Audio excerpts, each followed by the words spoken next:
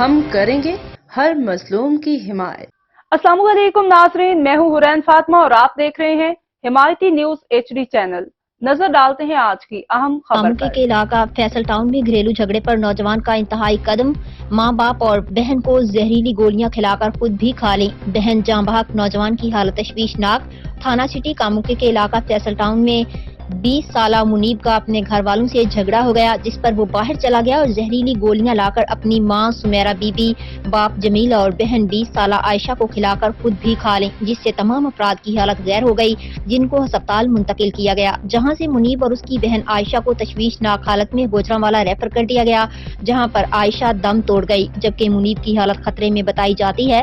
Police کے مطابق والدین کی حالت خطرے سے باہر ہے۔ والدہ سمیرہ بی بی نے پولیس کو بتایا کہ منیب نے جھگڑا ہونے کے بعد دھوکے سے ان کو زہریلی گولیاں کھلائی ہیں، تاہم پولیس تفتیش جاری ہے۔ اب تک کے لیے اتنا ہی۔ مزید خبروں اور اپڈیٹ سے باخبر رہنے کے لیے دیکھتے رہیں حمایتی نیوز HD چینل۔